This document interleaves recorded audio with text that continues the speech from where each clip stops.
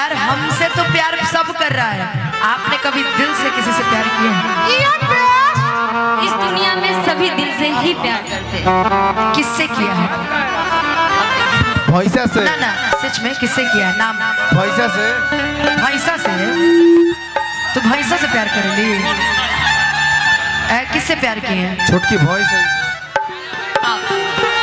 मेरे से। चलो ठीक है, मानती हूँ कि इश्क किया बदनाम हो गए। हो गए। इश्क किया बदनाम हो गए, चर्चे हमारे सरेआम हो गए, और जालिम ने दिल उस वक्त तोड़ा जब हम उसके प्यार के गुलाम। ये हटावे। अच्छा आप लोग कभी किसी से प्यार किए हैं? और किसका किसका दिल टूटा है? जो प्यार किया होगा वो तो एक ही गाना गाता होगा कि जिंदगी बन गए हो तुम, और जिसका दिल टूटा होगा वो गाता होगा कि जीता था जिसके लिए, जिसके लिए मरना था, एक ऐसी लड़की थी जिसे मैं प्यार करता था। बाकी जे खाली टाइम पास करत हो कि चला हट ना मिललू तो कोनो गम नहीं, कि तो का गावत हो कि बहुत गईली बहुत गईली ई बबुआ के ना खुश गईली। तब ऐसनो मजनू होले, तीन तरह के मजनू हो जाता। बाकी आई रहा वालों फरमाइश कइले वाले एगो बड़ा प्यारा गाना का, ओकरे बाद गा के सुना दे कि जीना था जिसके लिए। इतना गाना जब से हम सुनले बने, जब से गाइला तब से हमरा सहारा याद।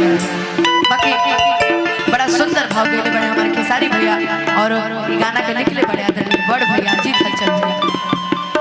हो हमरा प्यार के बदला में बोला का दे मारू, तू जब दिल मारू तू दादा का दिल मारू तू, कि तू जब दिल मारू तू दिल बाड़ू तू, कि तू जब दिल बाड़ू तू दिल बाड़ू की याद बात आई हो कौन याद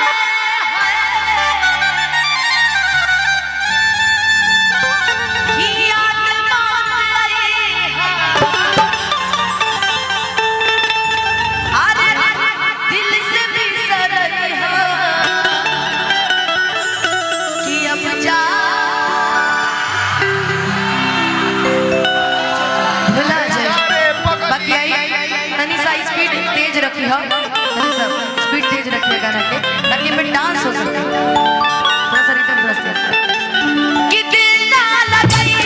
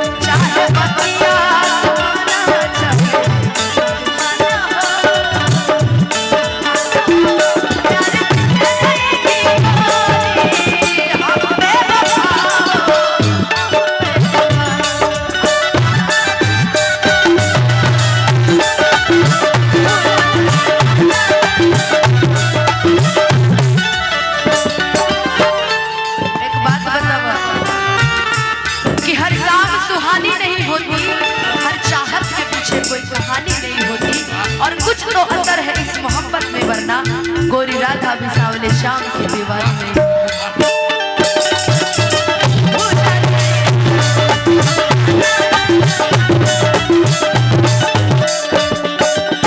एगो बात बता, हम तहरा से प्यार कैनी आ तू का कैलो धोखेबाजी। जिससे प्यार कीजिएगा ना उसको बोलिएगा हो हमरा प्यार के बदला में वो ना ले पड़ो।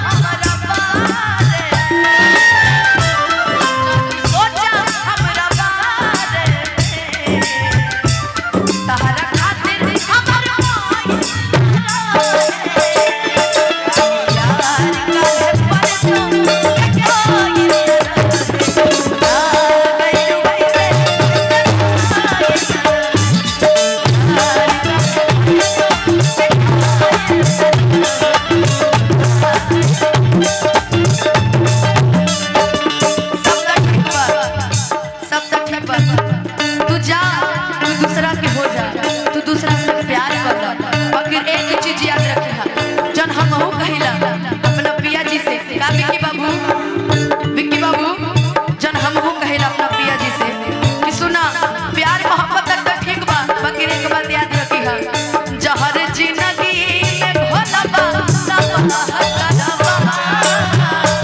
जहर जिंदगी में घोला बा जाके कह दी कि हमारे मुँह ले मुहवा देखबा